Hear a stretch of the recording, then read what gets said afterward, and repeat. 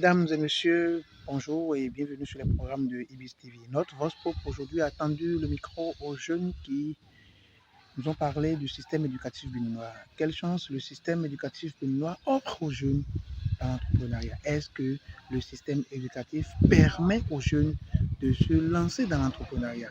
C'est à suivre tout de suite avec nos internautes où nous avons tendu nos micros à certains jeunes qui pensent que vraiment le système éducatif offre certaines possibilités pour l'entrepreneuriat et d'autres pensent le contraire. À tout de suite. Le système actuel avec le programme que nous enseignons. Ce programme prend beaucoup du temps chez nos apprenants. Et donc, si je dois peut-être parler par rapport à votre préoccupation, je pouvais dans un premier temps dire que ce serait difficile parce que le programme est tellement corsé au point où nos enfants n'ont pas le temps pour chercher à associer à leur formation autre chose pouvant leur permettre de peut-être de gagner quelque chose. Non, je dirais non, parce que le système éducatif béninois ne permet pas, l'autonomie ni l'indépendance aux apprenants. Mais par contre, le système technique ou professionnel a pour but de fournir à l'apprenant les habilités et connaissances nécessaires pour, comment dit-on, pour qui faciliteront une transition réussie au marché de l'emploi. Le système éducatif du Bénin par le passé était généralement essentiellement basé sur l'enseignement général. Et aujourd'hui, l'objectif de Patrick Talon, c'est d'inverser la tendance et faire du système éducatif un système plus pratique en investissant davantage dans le professionnalisme et la technique.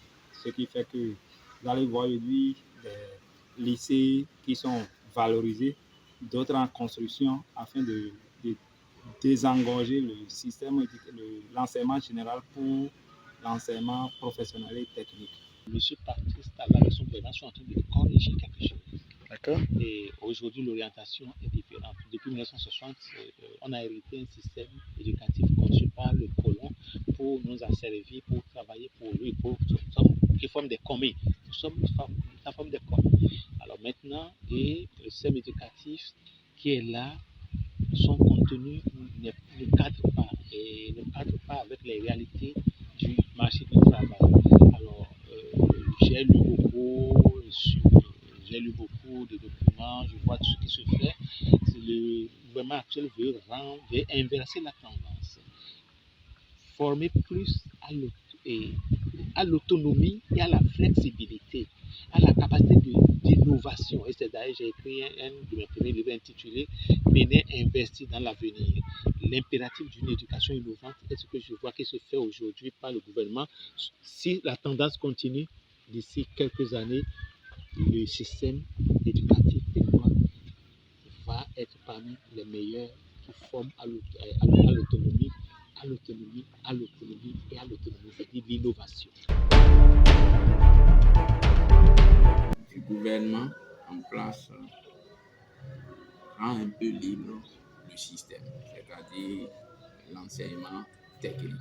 Et aujourd'hui, nous constatons que nos enfants ont envie plus d'aller dans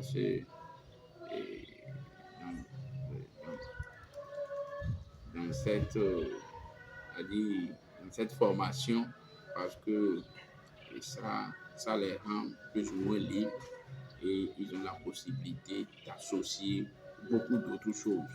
Vous voyez, les enfants ont le temps de cours nous sommes d'accord, est tellement définie au point où, après le cours, il y a la pratique. Et dans leur sortie, d'aller-retour, ils ont toujours l'ingéniosité de créer quelque chose et d'associer à leur formation. Donc, ce qui veut dire que bientôt, sur le marché, puisque des études ont été faites et l'objectif, c'est d'adapter le système éducatif béninois aux besoins du marché.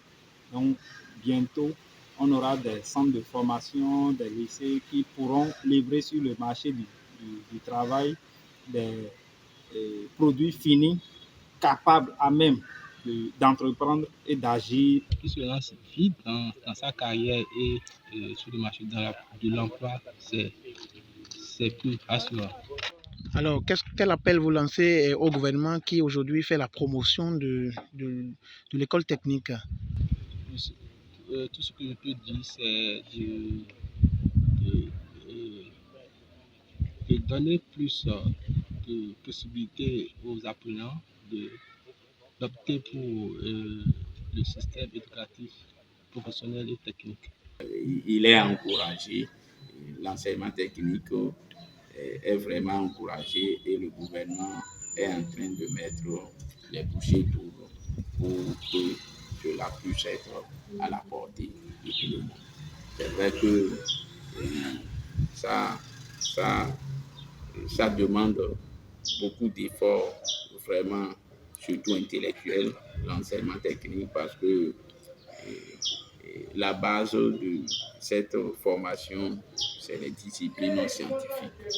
Et nous savons aujourd'hui ce à quoi nous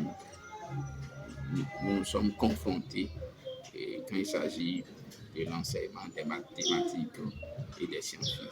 C'est de donner aux enfants, aux apprenants la capacité de se réinventer. On a quoi au Bénin? L'État président ne peut pas exister au Bénin, c'est-à-dire que l'État va inculquer tout le monde, mais il faut former pour que dans n'importe quel milieu l'individu se trouve, qu'il puisse se réinventer. Et c'est ça l'objectif de l'éducation. Les écoles techniques, oui, mais ce que je dis, c'est de donner la chance à tout le monde. De donner la chance à tout le monde. Pourquoi pas, si nous installons les écoles techniques aujourd'hui, pourquoi dans une seconde phase, ne pas rendre les cours techniques comme des cours d'option dans l'enseignement technique? Parce que si 70% font la technique, les 30% seront laissés pour compte? Non. Donc, comment est-ce qu'on fait pour généraliser? C'est une autre approche. Donc, oui, il faut intensifier, mais donner l'opportunité à tout le monde. Et de deux, inscrire, je le dis souvent, les deux sujets qui concernent tout individu, tout être humain, c'est ces deux sujets qui ne sont pas abordés à l'école. La sexualité. Que vous soyez prêtre, imam, religieuse, marié, pas marié, vous avez besoin de maîtriser votre sexualité. Et c'est à travers une éducation. Et je le dis, quelle est cette logique qui fait que les enfants sont pubères à 10 ans, 12 ans, et on attend 14 ans, 15 ans, quand ils sont en troisième avant de faire le cours sur la sexualité? Ça n'a pas de sens. Et celles qui sont... Et le deuxième sujet, c'est les finances. Que vous soyez homme, femme, prêtre, imam et laïc, vous êtes concerné par le problème de l'argent. Pour moi, les deux sujets doivent vraiment être intégrés dans le cursus et le business. C'est ça, en fait. Comment est-ce qu'on cherche l'argent? Et c'est d'ailleurs l'objectif de mon manuscrit qui est en cours. C'est sur la finance personnelle aux jeunes.